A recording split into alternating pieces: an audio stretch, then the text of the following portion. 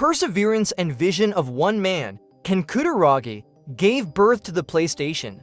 So how did the PlayStation come to be? How did Sony develop a console that would revolutionize the world of gaming? Let's take a look at this fascinating story. Ken Kutaragi was born in Tokyo to a middle-income family. As a child, he developed an interest in electronics and mechanics while working in his family's printing shop. This curiosity would be the beginning of a story that would later change the lives of millions of gamers. Thanks to the support of his family, Ken completed his education in electronics, graduated in 1970, and managed to get a job at Sony. In 1983, on his way home, he bought his son a Famicom and began to watch him play with the device. Seeing his son's happiness while playing Famicom, Ken realized the great potential in the gaming world, and that's how the whole story began. At that time, he heard that Nintendo needed a sound chip for a new console and started working on it secretly. He shows the chip he designed to Nintendo officials, and the officials like it very much and reach an agreement with Ken that Sony will produce these chips. Afterwards, Sony officials who realize this are very angry with Ken for attempting such a thing without their knowledge. Just as the speeches are being made, Norio Oga, the Sony CEO of the time, enters the meeting room. Norio, who learns what is going on, likes Ken and his working style, so he makes sure that he is not penalized and continues the project. By 1988, Sony was at the top of the television and music player business. However, they were preparing to enter a new market. Sony, which was #1 in the television and portable music player industry, was also working in the multimedia market, which was a new market at the time. Nintendo, who wanted to use CD-ROM technology for SNES, the newly developed console at the time, was looking for a manufacturer for this, and their paths crossed with Sony, and the two companies reached an agreement. Norio, the CEO at the time, put Ken in charge of the CD-ROM project. The name of this new CD-ROM would be PlayStation. After the agreement, Sony starts working without slowing down and completes the development process. At the 1991 CES, everything changed. Having completed all its work, Sony attends the CES fair and introduces the Super NES with a CD-ROM inside and announces to the public that they are working with Nintendo. After Sony's announcement at CES, a shocking decision by Nintendo dropped like a bomb on the agenda. Nintendo had pushed Sony aside and signed with Philips. Sony officials were both angry and disappointed.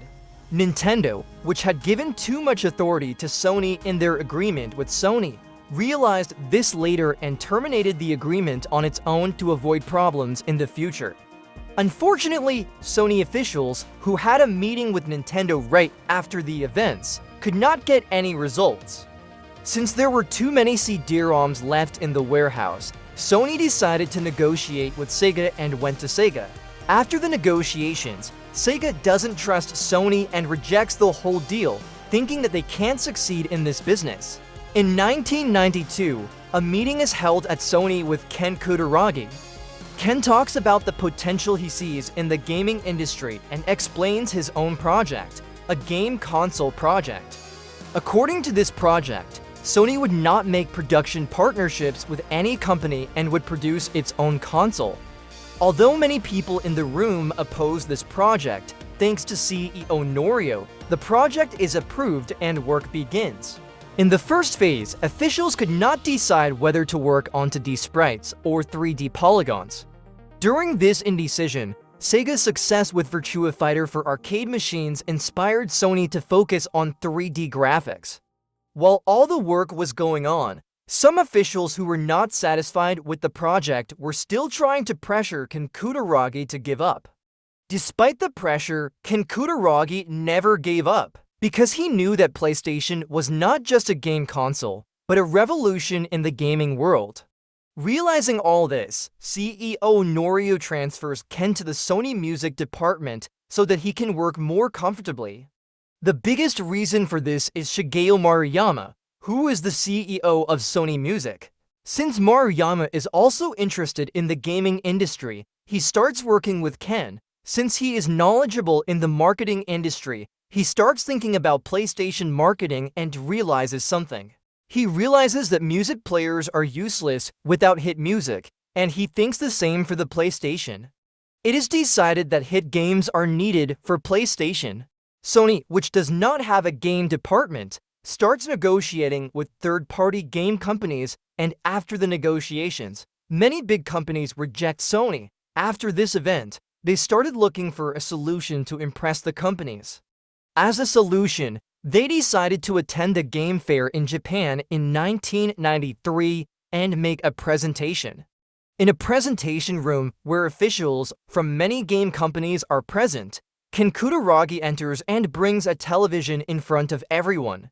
Opening the PlayStation console on the TV, Ken shows a dinosaur model and moves it left and right with the controller in his hand and finished the presentation. Ken Kutaragi demonstrated the power of PlayStation in front of all eyes at CES. A dinosaur model moving from a small console took the breath away from everyone in the room. The silence was broken by applause. In that moment, the future of gaming changed. Officials were impressed to see such a performance from a small console. Even Namco, who had previously refused to work with Sony, wanted to work with them. After all the hard work, PlayStation was launched in Japan on December 3, 1994, selling to million units in just 6 months. This incredible success was just the beginning for Sony. At the time, there was a strong strategy behind the console's success.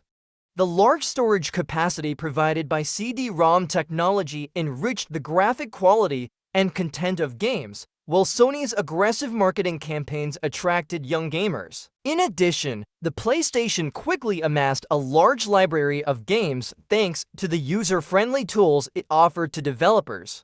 While its rivals Sega and Nintendo were limited to cartridge-based systems at the time, PlayStation was one step ahead with CD-ROM technology. This was not only a technical innovation, but it also lowered the prices of games, allowing them to reach a wider audience. Iconic games such as Ridge Racer, released during the launch of the PlayStation, captivated gamers both in terms of graphics and gameplay. In this way, PlayStation became not just a gaming console, but a revolution in the world of gaming.